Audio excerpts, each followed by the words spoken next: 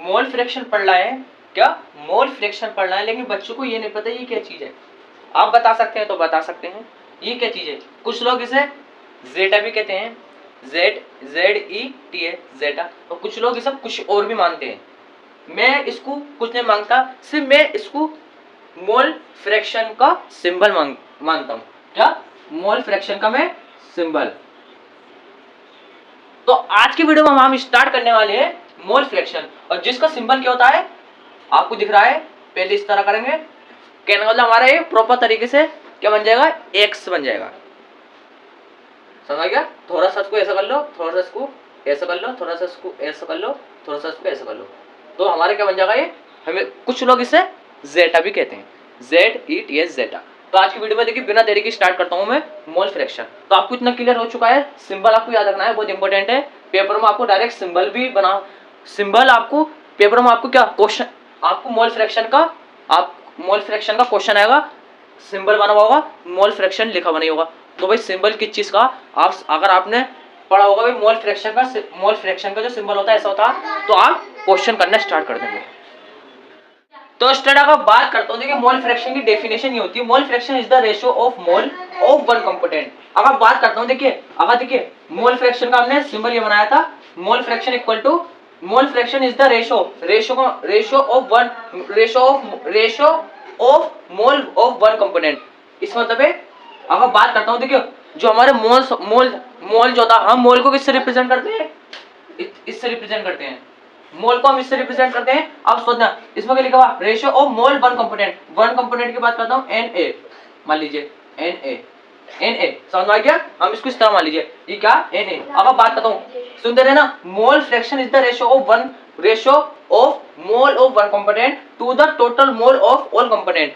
नीचे जो आगा total mole of all component, और जो ऊपर आगा मोल ऑफ वन कंपोनेंट का, इसमें टोटल कंपोनेंट। फॉर एग्जांपल आपको 3 कंपोनेंट दिए हुए हैं, 3 component A B C, sorry आप मान लीजिए आपको दिए हुए हैं 2 कंपोनेंट दिए हुए हैं आपको 2, नीचे क्या आ जाएंगे 2 A mole of component A plus mole of component B, ऊपर क्या आ जाएगा मोल ऑफ कंपोनेंट A।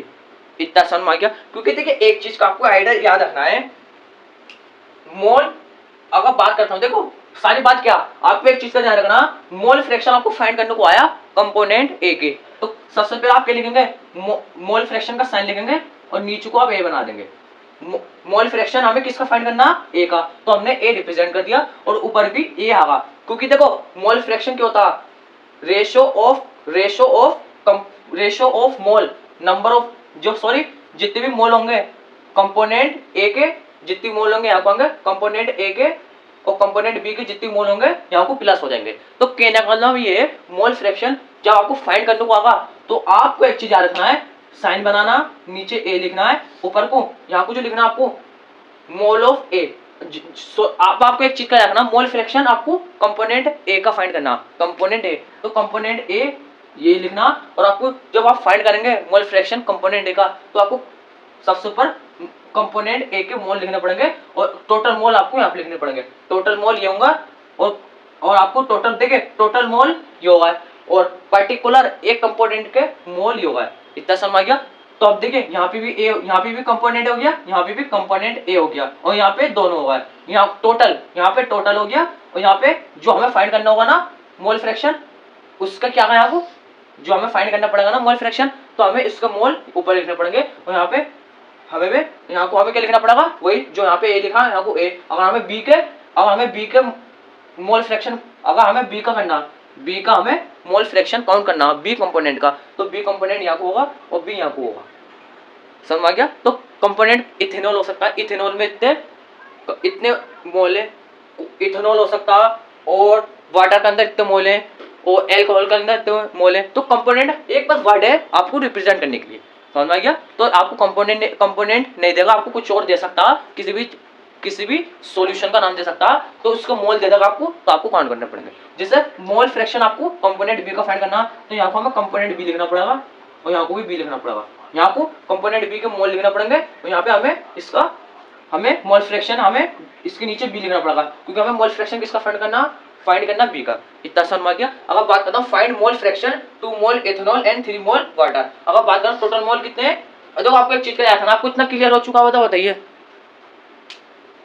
देखो हमें क्या फाइंड करना, फाइंड करना mole fraction, mole fraction find करना। सुनते रहना, हमें किसका फाइंड करना, सुनते रहना, हमें फाइंड करना इथेनॉल का और हमें फाइंड करना वाटर का। इथेनॉल और वाटर का दोनों का हमें मोल फ्रैक्शन फाइंड करना। तो आपको एक चीज का याद रखना, आपको एक चीज का याद रखना, इतना देखिए मैं इसको बिगाड़ देता हूँ, इतना बिगाड़ देता हूँ। देखो आपको क्या करना, अब आपको क्या करना, हमें फाइंड करना मोल फ्रैक्शन किसका, इथेनॉल का।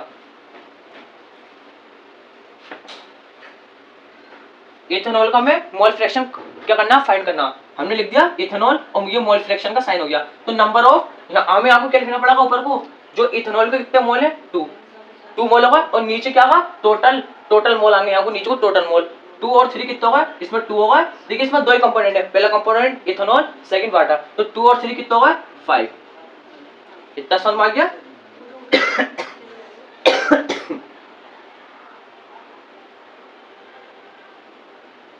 देखो यहाँ को क्या जाएगा 0.4, यहाँ को क्या जाएगा 0.40, यहाँ को हमारा क्या जाएगा 0.40 हमारा यहाँ को आ जाएगा। अगर बात करता हूँ हमें अब मोल फ्रैक्शन किसका फाइंड करना, मोल फ्रैक्शन फाइंड करना वाटर का। तो वाटर यहाँ को लिख लेंगे, वाटर का मोल कितना ऊपर 2 और नीचे कितना 5, नीचे टोटल में यहाँ पे 5 है, यहाँ पे 5 है, टोटल में 5 ही आएगा। समझ में आ गया। तो हमारे 0 पॉइंट, अगर बात करता हूँ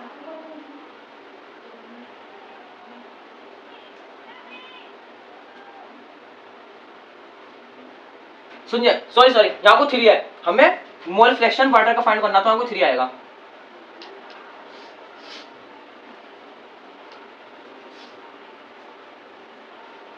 जीरो पॉइंट 0.40 हमारा फाइनल आंसर आ चुका है। समझ में आ गया। अगर आपको मोल फ्रैक्शन फाइंड करने को आओ तो आ गया तो आप इस तरह फाइंड कर सकते हैं। समझ में आ गया। तो आज की वीडियो में देखिए कितने तक आपको, अगर आपको वीडियो अच्छी लगी तो सब्सक्राइब कर देना, लाइक कर देना। और ये बहुत बेसिक क्वेश्चन है, जैसे भी क्वेश्चन एमसीक्यूज में एक आध दे देते हैं बच्चों को, बच्चा एक आध नंबर तो ला सकता है, लेकिन इससे भी हाई लेवल पे भी आ सकते हैं पेपर में। तो जितना आप प्रैक्टिस करेंगे तो आपको फायदा होगा। तो थैंक्स।